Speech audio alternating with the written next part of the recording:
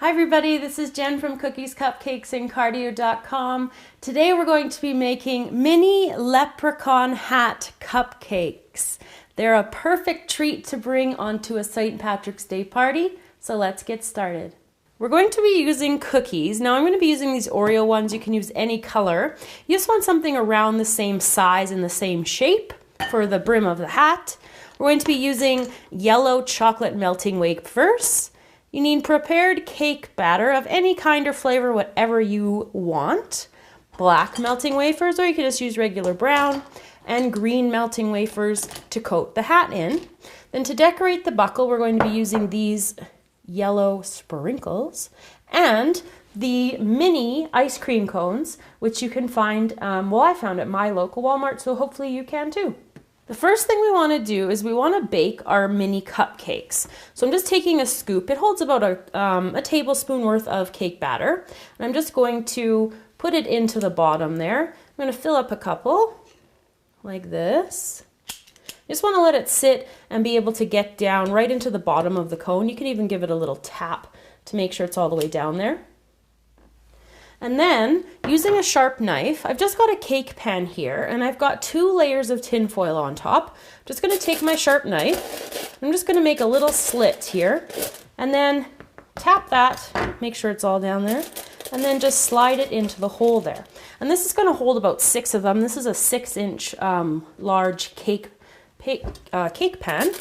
And so what you're going to do is you're going to cook these just like this for about 12 to 15 minutes. They should come up a little bit. They'll recede a little bit after they've cooled. And so when you see mine next, they'll be a little bit, they won't be domed or anything. They'll be right flush level, and that will be perfect for decorating and making the rest of them and coating them in the chocolate. So I'm going to pop them in, and I'll be back later.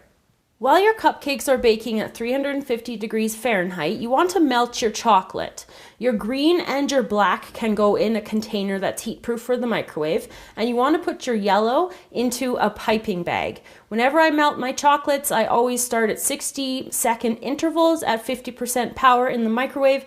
Give it a stir after each 60 seconds until it's the perfect melting consistency. When the cones have finished baking, we're going to take them into the green chocolate first, and I'm just going to dip it straight down, all the way in, just to that line that you can see there, naturally occurring in the cone. If you don't have that line, just go about halfway. So I'm just banging off anything that's on the outside, the extra here, and then I'm just going to turn it upside down, place it onto a piece of parchment, and let it harden there. With the Oreos, I'm just going to plop it into the chocolate, press it down and into the chocolate so it's coated in the green. Using a fork, just giving it a little bit of a shake to get that extra stuff off. And then just going to carefully bring it over and let it harden there as well, just like that. So if you end up with any extra chocolate around the outside, you can just cut that off with a knife after it is hardened. So we're going to move on to the next color. The next step is to take our yellow chocolate in the piping bag, and we're just going to pipe a square that will be the buckle for the hat. Just going around a couple times like that. And then take your yellow sprinkles or sanding sugar, sprinkle it on top like that.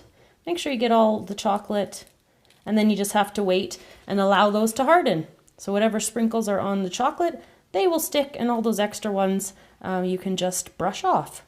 So to assemble everything together, I have my cones, my Oreos, and my buckles all made here. So I'm just going to now take my cone, and up to that green line, I'm going to dip it into the black chocolate. I want those 2 lines to meet. Just want to make sure I'm covered it. Let it drip off a little bit here. And it's all right if a little bit still comes onto your cookie here. It just makes a natural little ledge there. So we've got most of that dripping off. Just placing that right there like that. And then taking the buckle, I'm just going to, while the black chocolate is still wet, just press it on like that. So I'm going to do up a couple more, and I'll be back to show you all of them finished. So there you go, everybody, how to make mini leprechaun hat cupcakes. I hope you enjoyed this tutorial, and I hope you find yourself very lucky this St. Patrick's Day. Remember to subscribe to the channel to stay up to date on all of our future videos, and I will see you all again next time.